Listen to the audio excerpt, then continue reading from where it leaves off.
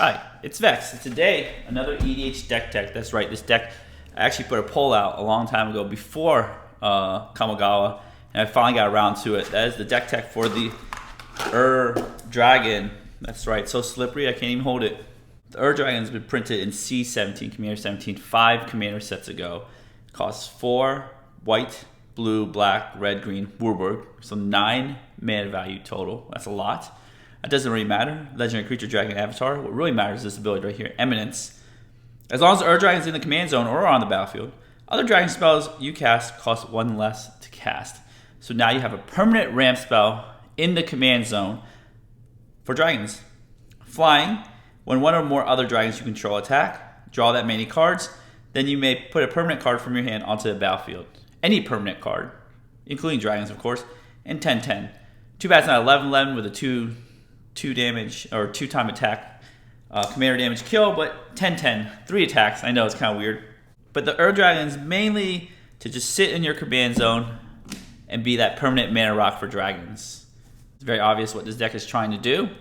Pop out some dragons, get them for cheap, attack, and kill. Sometimes, you know, decks get fancy, have this theme, tokens, aristocrats.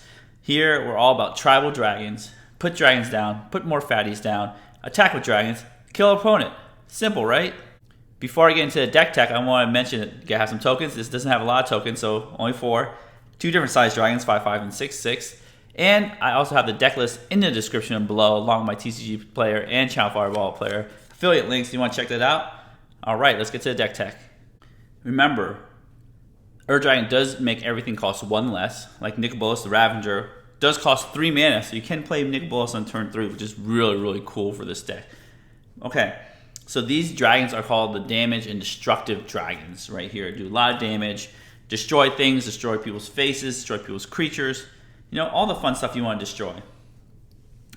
Now, there's lots of dragons that have been printed in History of Magic, coming all the way to the first set with Shivan Dragon, one of the most popular dragons. Not popular, famous dragons out there. So I recommend including mixing matching those dragons. These are the most powerful dragons. Of course, I like to have a higher power level. Remember to discuss that as a pre-game discussion. I do have higher power level dragons in here. Let's take a look at these high power dragons. Balefire Dragon, 5 red. Again, it's 4 red with the Dragon. Always remember that because I forget it sometimes. When it deals combat damage to a player, it deals that much damage to each creature that player controls. So you can just wrap their boards by just connecting. And the cool part is a lot of these dragons have flying. Most dragons have flying, so it's very evasive, so I really like that one. Drakuseth, Maul Flames. Again, 6 mana value. I love the fact that Dragon discounts these. I think Eminence is a very unfair ability because it's just so good. You can't take it. It's like you get an emblem to start the game off. I mean, I think Markov's emblem's the best, but Dragon is the second best. Terror of the Peaks. Spells your opponents cast to target it. Costs additional 3 life to cast, so that's pretty sucky for them. Then when another creature ETBs, it deals that much damage to any target, equal to a creature's power with ETBs. So play this on turn 4. Play, turn 5. Silumgar on turn 5, deal 3 damage, or you play Nicobolus on turn 5, deal 4 damage, anything you want. Very powerful dragons. Scourge of Valkas. This is 2 red. Does require a lot of red. Remember, this deck does require a lot of red, so the mana base is accounted for all the extra red pips that you need to play. When it or another dragon enters the battlefield your control, deals X damage to target creature or player, where X is the number of dragons you control, so it gets better and scales better as you move along. And then it does have the fire-breathing ability, which is kind of cool. Pay 1, +1/+0. Silumgar, Drifting Death. This is a non-red dragon, and I think this is a very important dragon.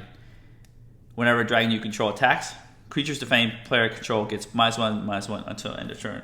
Now this triggers on every dragon that attacks and only does defending players. Remember, you can shove in 4 dragons at a defending player, -4/-4. Very good. Steel Hellkite. Oh, I love Steel Hellkite. And it goes in any deck. It's colorless dragon. It does have the fire breathing for colorless, 2 colorless. Kind of sucks, but here the cool part is X, destroy each non-land permanent with converted mana cost X whose controller was dealt damage by Steel Hellkite. Activate only once each turn. So let's say you smack them with Steel Hellkite. They have a lot of 2 mana rocks because that's the popular number of mana rock or casting cost of mana rocks. You pay 2 into X, blow up other mana rocks. That's how it's so good. And it costs 5 with the Ur-Dragon. Scalar Reckoner, this actually came in the pre-con, and it's still very good, and I still use it today. 3 white. Again, remember the casting cost of your dragons inside your hand, so you can fetch and get the appropriate colored mana. This deck is color intensive because this is only a free generic, not a free colored. So a dragon you control becomes target of spell or ability, and opponent controls. Destroy non-land permanent that player controls. So essentially they have to target Scalar Reckoners, like a Karmic Justice type card. Otherwise, the more they target something else, the more they get their stuff destroyed. Then back to our Nicol Bolas that costs 3. It's Grixis colors. Then when ETBs, each opponent discards a card, then you can transform it for 7. There is no discount on this transform cost. But you get Nicol Bolas, the Risen, which does a bunch of stuff there. Next we have our mana and tokens section. Remember the Ur-Dragon doesn't discount itself, unfortunately, so it still costs 9 ultimately. But let's jump right here to Morophon the Boundless. As an ETB, choose a creature type. We know exactly what creature type that is. Spells that chose creature type you cast cost Wooburg less. That means this just costs 4 mana value to cast, for 4 mana to cast, not mana value. Other creatures of the chosen type get +1/+1. That's how you turn Ur-Dragon into 11/11 with a 2-hit KO on anybody. So that discount is insane. This does cost 6 because it is a dragon, because it's a changeling. That's very good. And we'll just go right to Old Gnawbone. I believe is a mistake that they printed because it makes treasures. It doesn't just make one treasure. It makes a treasure for each damage that's dealt to an opponent. And it has pseudo haste because whenever a creature you control deals damage, even including Old Gnawbone, you play this and attack with a non-summoning stick creature, deal damage, make tons of treasures, play more dragons, do more shenanigans. Very good. So these 2 cards, more discounted. Beldros Witherbloom. Read this here. At the beginning of each upkeep, create a little pest. That's one of our tokens we have, a little pest token right there. That doesn't really matter. The thing is you pay 10 life, untap all lands you control, activate only once each turn, so you can double your mana at the cost of 10 life. But 10 life is a little bit of pain for a lot of gain, right? Savage Ventmaw, 4 red, green. Again, this costs 5 with Ur-Dragon. Whenever Savage Ventmaw attacks, add 6 to your mana pool, and then you keep it until the end of the turn. Now remember, the Ur-Dragon does have its ability does work on the battlefield. However, if it loses all of its ability because of Dress Down or whatever, then it doesn't have its eminence ability. So that's why you don't really cast Ur-Dragon until the very end, because you rather get that 1 mana rock, permanent mana rock, for as long as you can. All right, tokens here. We have the cool token makers, Udvara Hellkite and Laplace Dragon Queen. This is very powerful. It costs 8, but only 7. It says whenever dragon you control attacks, create a 6/6 red dragon creature token. So it's kind of like Old Gnawbone. It has like the haste effect. You put Vara Hellkite in the battlefield, attack, and then you get to create those dragons right away. And then Laplace Dragon Queen, whenever not token dragon ETBs, make a 5/5. So this makes 6/6, make 5/5. And this has group fire breathing for all your dragons. I call this the thefting section with some fatties. I call it thieving because you take stuff from people or your own self or your command zone or your graveyard. All fun stuff. Hellkite Tyrant, 5 mana value. God, it's so sickening to just see these 6 mana value creatures being discounted permanently. I just love it. But it's just, I play against a friend of mine, has the Ur-Dragon. They play me all the time, and in a commander game, and I just see all this insane discount. I'm just like, oh God, it's so annoying. I can't get rid of it. But that's why the Ur-Dragon is so powerful. Flying Trample. When it deals damage to a player, gain control of all artifacts that player controls, including treasures. So either force them to make treasures or sack it. Upkeep, control 20 or more artifacts, you win the game. I have never won the game that way, but now with more treasures and stuff, and if you can make those treasures ETB tap and steal them, you probably could win the game. Krothos, Tyrant of Jund. I love this card, 6 mana value. I've done some nasty things here. Flying Haste. When ETBs gain control of all dragons, they untap all dragons. Now remember, changelings are dragons, and a lot of opponents just play incidental dragon creatures, so you just take them all and then untap them. Then other dragon creatures you control have haste, so you just smack them again with more dragons. If you had a Dragon Mirror, oh man, Krathus is the mirror breaker. Hellkite Courser lets you take the Dragon, put it on the battlefield, and then put it back, which is great. Gets it back to where you want it to be. Tanab lets you resurrect things from your graveyard. Same with Blade Ring the Risen. It does have the dragon fire breathing here. Dragons and creatures you control get +1/+1. Atarka gives you your dragon's double strike. Then Inferno of Star Mounts. Now this isn't the most powerful dragon, but I just love it because it reminds me of Shivan Dragon. It is strictly better than a Shivan Dragon, of course, minus the legendary claws. Can't be countered. Has flying haste. Has same casting cost Shivan Dragon. Has one more power, one more toughness than Shivan Dragon. Has flying. Has a fire breathing just like Shivan Dragon. You know, gets +1/+0 until end turn. When power becomes 20 this way, it just smacks 20 damage to any target. Which I've never done, but it's a cool idea in practice. I just put it because it's just a huge fatty, which I love. Then we have the other dragons, the fun of dragons. Everything's a one of fun of, right? Tiamat gets you 5 more dragons. Sign of the Dragon can become any dragon as long as you pay 2 and bind the dragon to your graveyard.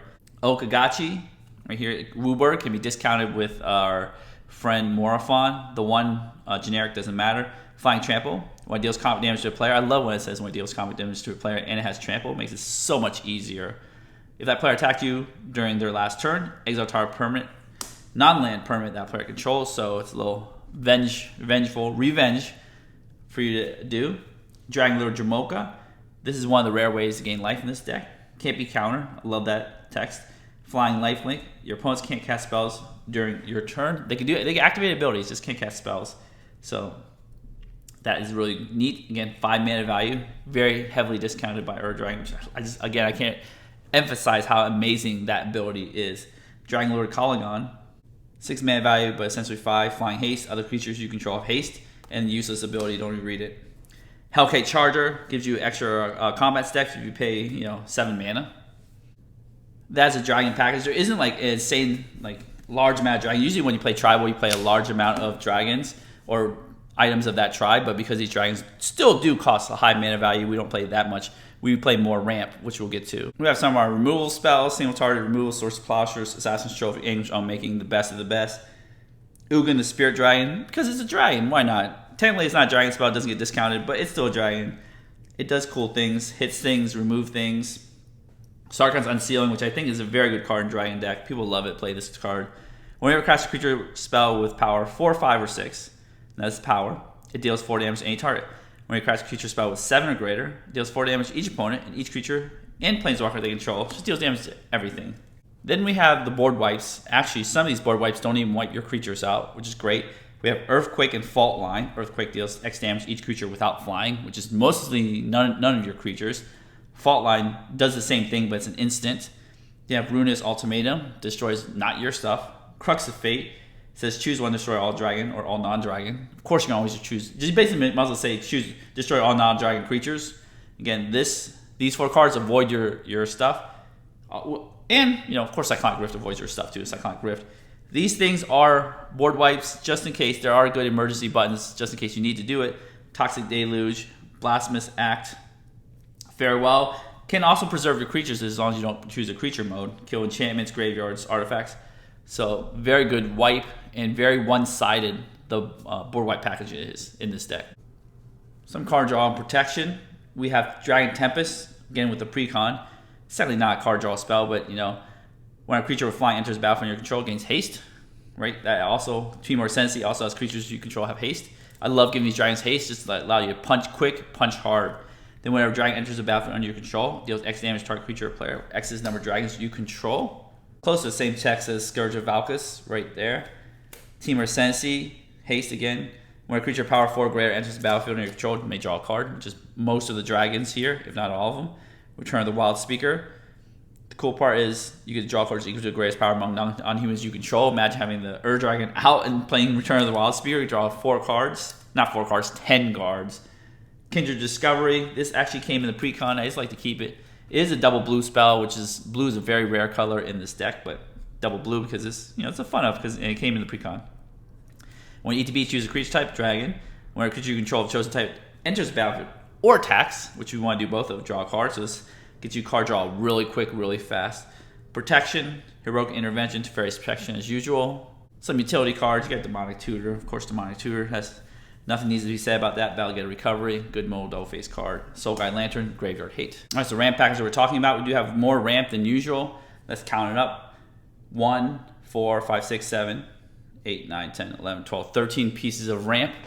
We have Dragon Speaker Shaman. There is a red one, a red creature that does a 1-mana discount. I don't think it's worth it. I'd rather just play a ramp spell that just gets me an extra land, which is a 1-mana discount on everything. Because I don't foresee myself doing double dragons. Double dragon knows the show. 2 dragons in 1 turn, where that other one makes sense. So Dragon Spear Shaman does 2, so this one makes more sense. We have the 2-mana ramp here that gets us a force, and now with Streets of New Companion, which I do have some lands in. There's more of the tri-lands, so get some forest, Farseek, they all get tri-lands. Cultivate Kadamas Reach gets basics. Skyshell Claim, we do need lots of lands because these dragons still cost a lot of mana, more than the other tribes. Soul Ring, we don't play Arcane Signet because we'd rather play a Rampant Growth or any green mana ramp over Arcane Signet because people can blow up artifacts. As you can see, people can steal your artifacts. So we want to play as least amount of artifacts as possible, unless they're very impactful, like Soul Ring. Urza's Incubator gets a 2-mana discount. It's kind of like Dragon Speaker Shaman. Dragon's Horde, because it's a fun, flavorful card. It's a 3-mana mana rock, which kind of sucks, but because it's 3 mana, not because of what it does. When a dragon ETBs under your control, put a gold counter on Dragon's Horde. Remove a gold counter, tap remove gold counter, draw a card, add 1 mana of any color. So if you're playing a lot of dragons, you could use this as good card draw, but I consider it more ramp than card draw. Urza's Incubator talked about. We have the Great Henge. The Great Henge has accelerates by 2 mana. Probably costs 2 green if you have a good dragon out there. Smothering Tide. Then you have Herald's Horn. I love these. Right, these 3 are basically tribe ramp. Well, Dragon's Sword's definitely. Well, Dragon's not tribe ramp, but tribe synergies. We have Herald's Horn right here. Creatures chosen type cost 1 less to cast. Not as good as Urza's Incubator. But at beginning of upkeep, look at the top card of your library. If there's a creature card of the chosen type, you may reveal it, put it in your hand. So it's like a little card advantage. This is like a hybrid of Dragon's Sword, Urza's Incubator, Herald's Horn. All right, here's the mana base, or part of it right here. We got the 5 card lands. We got Path of Ancestry, comes in the precon. Very good Dragon Tribal, Haven of the Spirit Dragon, the World Tree. All 5 card lands. This one proves colorless and proves colored for dragon spells. Then we have the Triomes. We have the new Triomes, Jetmir's Garden and Ziatora's Proving Ground. I hope I'm saying it right. And they all have red and green. They're all red and green tri-lands. This deck is very heavily skewed towards red and green. So we have, the deck is skewed towards those 2 colors. In the mana base, we have all red and green fetch lands to get our Triomes, to get our shock lands, and to get our basics. We do have all the green shocks. Now remember, as long as you have green mana, you'll have access to the rest of the colors because green mana is the one that gets you the ramp. You want to start off with green mana early. We have the all green shock lands, all green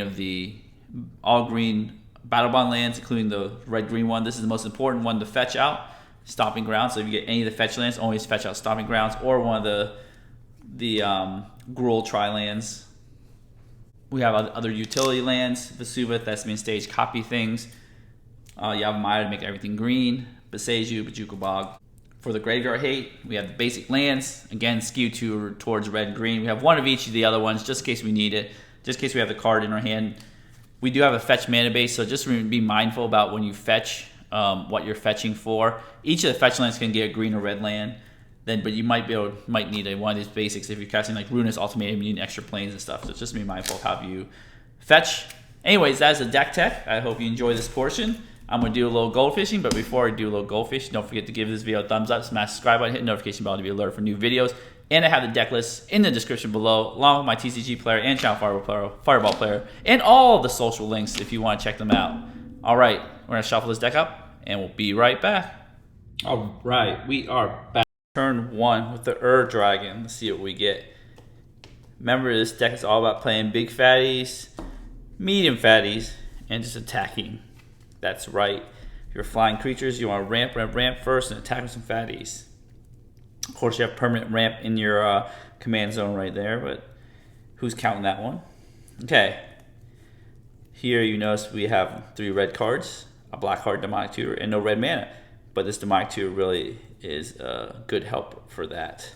It can get a mountain, it can get Kadama's Reach, it gets Skyshot Flame, it can get some ramp for red. So that's always good. We don't have to turn 2 play, so that can help you get the ramp right there. Let's see what we got here. Turn 1. Okay, more red cards. But that's okay. We knew it was coming in. As long as we have green, we can get to our red cards. Because we have lots of ramp, and Demonic Tutor really helps. See here, we'll just play our Overgrown Tomb tapped, so we don't take the 2 damage. Pass. Next turn. Vesuva. Okay, that can copy something that we grab. So here we play Bountiful Promenade, untapped, painless. This is where Demonic Tutor, talk about real quick, is that sometimes people think that this could be get a super powerful card, but sometimes it's just good getting a piece of ramp. So you just do a Demonic Tutor here, and then you just, you find your little piece of ramp. Demonic Tutor can find a Soul Ring, but I think we need red more than colorless. So we'll get our Cultivate, which is a good piece of ramp that we have right there. It's a card advantage ramp too to play right next turn, so that's always great to see. Okay, turn 3. We have this Cultivate. We're just gonna keep it right there because we're actually probably just gonna play it unless we get something amazing. Nope, Undergrowth Stadium. We'll take that too. Comes and play untapped. Another green land. That's okay. We will Cultivate, and guess what we're gonna get? 2 mountains. We have 2. We have 3 of them in our deck, and they're there to be gotten. We do not have a blue. We do have blue source. We have Breeding Pool right here, so we don't need that. We'll just get another mountain, put it in our hand. We could have played Nicol Bolas if we drew a red land, but we didn't. We could have Demonic Tutored for a red land, played Nicol Bolas instead of the Cultivate, but I think Cultivate sets us up in the future to play all our red spells, no problem. Okay, after the classic turn 1-2 punch, Demonic Tutor to Cultivate. Going to turn 4, and this is where Sparks could fly right here. We're up a land. Let's see what we get. More lands. We got this Jetmir's Garden. It's super good. Another red land. So let's assess what we have. We have 5 mana, essentially 6 with Dragon. We can't cast Tiamat, cost 7. We can cast Inferno of Star Mounts, which is sweet. And then we have 2 untapped lands and 2 tapped lands. So I think we do is just use our 2 untapped lands back to back. We'll play Inferno of the Star Mounts because of this discount that the Dragon provides. Sweet. And then what we could do is just whack somebody for 6, no problem. Or keep it on defense. Up to you. Depends on the texture of the game, but usually just whack somebody for 6. It can't be countered either. Next turn. Turn 5. Terror of the Peaks. That's really good. So we have more choices here. Terror of Peaks costs 4. This costs 3. Costs 7. But we don't have the full mana. So I think what we'll do is, if we don't want to play Tiamat, because Tiamat will get you 5 dragons, and then you have 6 cards in hand. You have 2 main cards in hand. So I think we'll invest in the future, play Terror of the Peaks right now. So when other things come into play, Terror of Peaks deals damage to them. And then we'll play a Jetmir's Garden tapped. Remember, we still have this Fault Line at instant speed, so we can deal like tons of damage to land creatures, which is amazing because all our stuff flies. Pass again. This deck is not the fastest deck in the world, but we do have some protection. Dragon Lord Dramoka, speaking of protection right there, can't be countered, and your opponents can't cast spells during your turn. Now we have more choices. We have 7 mana total. We could play our untapped land. Dramoka costs 5, 6, 7, 8, so we can't do both double spell. We could play Fault Line if things are getting a little dicey. We could play Nicol Bolas, Dragon Lord Dramoka. I think most EDH games really escalate by this point. Everybody has tons of creatures, so best thing to do is play Vesuva, copying Jetmir's Garden, or somebody else, another utility land. I feel it dead if anybody has it. And then we can play Fault Line for 4. If we need untapped land, we still have the Breeding Pool, Fault Line for 5. Now we can play at instant speed, so we're just going to just pass. Maybe attack your creatures. Pass, instant speed, deal 4 damage to all land creatures. This kind of is ETB tapped. Right there. Boom, low protection. So next turn, turn 7. Again, dragons are not the fastest tribe to kill things with, so we'll take it in the 7th turn. Urza's Incubator. Woo! That's insane. Okay, we'll just play Urza's Incubator for the face cost. Remember, you gotta tap your mana correctly here. Urza's Incubator costs 3, but it will give us 4 back. But we need Nicol Bolas mana and Jamocha mana. So Nicol Bolas mana is the blue. We'll shotgun this blue here. Blue, black, red. Jamocha mana is green and white. So we have that. So do we actually have enough to cast both of them? I don't think so. Nicol Bolas is only 1 color's discount here. We could cast Tiamat and get something cool from there. So we just cast Tiamat right there for Wooburg. Or Jamocha for Wooburg. And then we can cast Jamocha right afterwards for the 3 mana. So Tiamat, we can go in our deck up to 5 different dragons. So this takes a while, right? Surge of Valkus, this is triple red. So when ETBs it would deal 4 damage. Beldrill's Witherbloom, we can't cast that. We can cast a 5. 6 CMC dragon, possibly like Laughless, right there. Actually, we get 5 dragons. Let me find 5 dragons and we'll be right back. Alright, I found my dragons here. Hellkite Charger, Dragonlord Kolaghan, Udvara, Hellkite, Old Gnawbone, and Morphon the Boundless. So, I have Kolaghan. I can't cast it because I don't have black mana untapped. That is one thing about 5-color deck. You gotta be careful about tapping your mana, and I was not careful, so that does happen. I can pay this, get to the 2 mana discount, 1 mana discount, pay 3. Hellkite Charger does have haste. Remember, ETB, Terror of the Peak, steal something. Let's put this Urza's Incubator outside of our dragon zone because we don't really care about that one that much. Boom. You can attack here. And then, pass the turn. We still have our hand. More dragons. We have tons of dragons. 6 dragons in our hand. So next turn is going to be a big turn for us here if we can actually make it turn 8. We did wrap the board on turn one of these turns. I forgot which one it is. Draw a card, dragon card. Oh, Beldrill's Witherbloom. More dragons. Okay, 7 dragons. So, play Old Gnawbone, right? If we play Old Gnawbone and we have enough for Hellkite Charger, we can do Go Infinite. Right there. Old Gnawbone's discounted by 3. Yeah, 3. So that's the important dragon. We have to pay that one. So we will pay. It costs 7, so it costs 4 mana, which is sweet. A green. Let's use the correct green mana there. Green. Then we'll just pay. Let's see. 1, 2, 3, 4. Oh, you gotta do it next turn here because you have to have treasure. So I was thinking this is a combo this turn, but it has to be a combo next turn because this is an attack trigger and you have 7 mana during attack trigger. If you can get Beldrill's Witherbloom on the battlefield, which I wish we had in our land, Old Gnawbone costs 4, right?